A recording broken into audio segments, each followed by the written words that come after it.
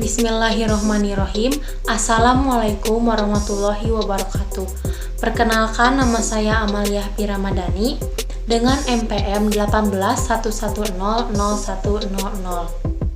Pada kesempatan kali ini, saya akan mempresentasikan hasil tugas saya mengenai soal pohon keputusan pada mata kuliah teori pengambilan keputusan. Langsung saja kepada soal yang telah saya buat, di mana PT Amalia bermaksud mengembangkan suatu outlet penjualan baru.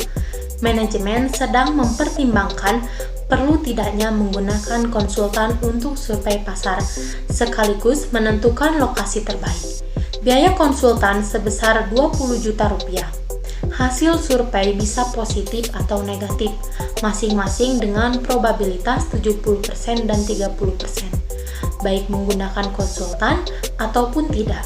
Hasil survei positif atau negatif terdapat dua opsi bagi perusahaan, yaitu membangun dan tidak membangun outlet. Jika outlet jadi dibangun dan pasarnya baik, perusahaan akan memperoleh keuntungan sebesar 170 juta rupiah. Tetapi jika pasar kurang baik, perusahaan akan rugi sebesar 40 juta rupiah.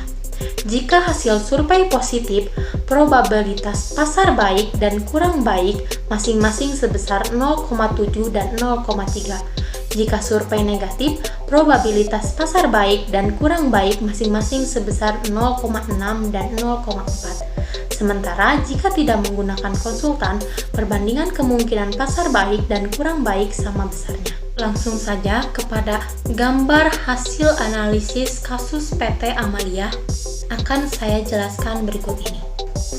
Nah, langsung saja kepada pembahasan mengenai bagaimana cara membuat pohon keputusan. Untuk probabilitasnya sudah saya tuliskan masing-masing.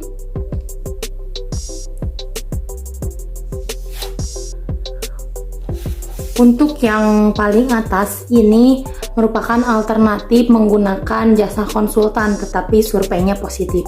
Untuk yang tengah ini menggunakan jasa konsultan tetapi surveinya negatif, dan untuk yang paling bawah ini tidak menggunakan jasa konsultan. Jadi tidak membangunnya sama dengan 0. Dan untuk ini karena biaya konsultannya 20 juta maka tidak membangunnya negatif 20. Dan ini karena menggunakan jasa konsultan juga, maka tidak membangunnya sama dengan negatif 20. Untuk yang paling atas, survei positif, pasar baiknya itu 150. Dari mana? Dari 170 dikurangi biaya konsultan. Untuk pasar kurang baiknya, negatif 60. Negatif 60 dari kerugian 40 juta ditambah biaya konsultan 20 juta, jadi negatif 60. Untuk yang alternatif kedua sama 150 dan negatif 60. Untuk yang alternatif terakhir ini karena tidak menggunakan jasa konsultan maka tidak dikurangi biaya konsultan, jadi keuntungannya 170, masih sama dengan soal. Dan pasar kurang baik, kerugiannya karena tidak menggunakan jasa konsultan maka tidak ditambah dengan biaya konsultan, jadi negatif 40. Untuk simpul 6 kita cari dari 0,7 dikali 150 ditambah 0,3 dikali negatif 60, hasilnya 87. Antara bangun dan tidak membangun sama dengan negatif 20, maka diambil yang membangun karena paling besar 87. Maka simpul 3-nya yaitu 87.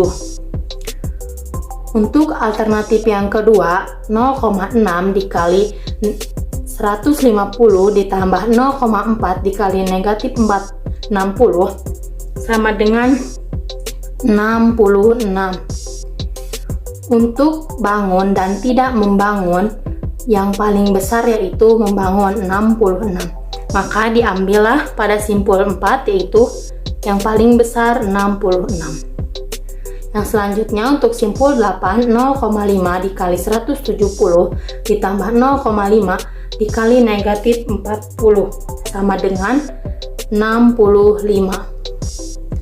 Untuk bangun dan tidak membangun sama dengan 0, maka dipilih membangun karena memiliki hasil yang paling besar yaitu 65. Maka simpul 5 adalah 65. Untuk simpul 3, probabilitasnya sama dengan 0,70. Untuk simpul 4, probabilitasnya sama dengan 0,30. Maka untuk simpul 2 kita cari yaitu 0,30 dikali 66 ditambah 0,70 dikali 87 sama dengan 80,7.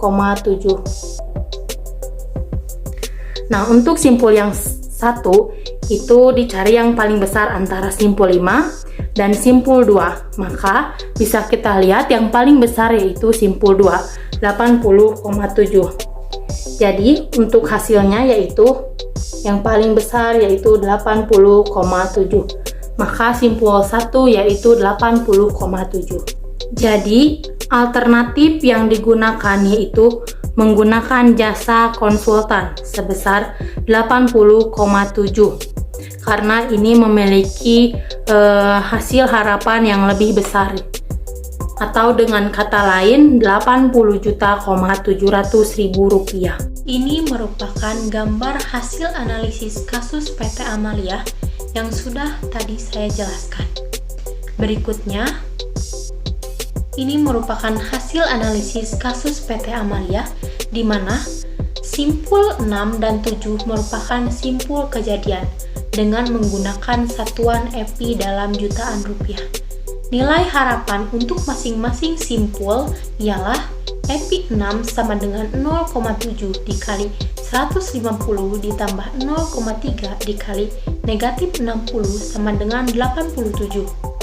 EPI 7 sama dengan 0,6 dikali 150 ditambah 0,4 dikali negatif 60 sama dengan 66. Simpul 3 merupakan simpul keputusan yaitu antara membangun outlet EPI 6 sama dengan 87 atau tidak membangun EPI sama dengan negatif 20. Dipilih membangun outlet karena memiliki nilai hasil yang lebih besar. Jadi EPI 3 sama dengan EPI 6 sama dengan 87. Demikian halnya dengan simpul 4 memilih antara membangun outlet EPI 7 sama dengan 66 atau tidak membangun EPI sama dengan negatif 20. Dipilih membangun outlet karena memiliki nilai hasil yang lebih besar. EPI 4 sama dengan EPI 7 sama dengan 66. Simpul 2 merupakan simpul kejadian, untuk itu perlu dihitung nilai harapannya. EPI 2 sama dengan 0,70 dikali 87 ditambah 0,30 dikali 66 sama dengan 80,7. Perhitungan selanjutnya dilakukan untuk alternatif tidak menggunakan jasa konsultan. Nilai harapan pada simpul 8 ialah EPI 8 sama dengan 0,5 dikali 170 ditambah 0,5 dikali negatif 40 sama dengan 65. Oleh karenanya, pada simpul 5 dipilih menggunakan outlet karena memiliki EPI yang lebih besar dibandingkan tidak menggunakan outlet. Dengan demikian, EPI 5 sama dengan 65. Kesimpulannya, simpul 1 merupakan simpul keputusan.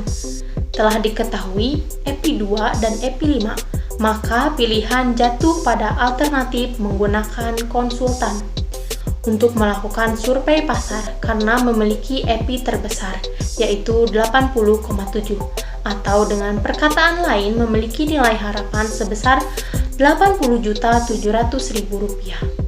Demikian itulah hasil presentasi dari saya mengenai soal pohon keputusan pada mata kuliah teori pengambilan keputusan. Terima kasih. Mohon maaf apabila banyak kesalahan.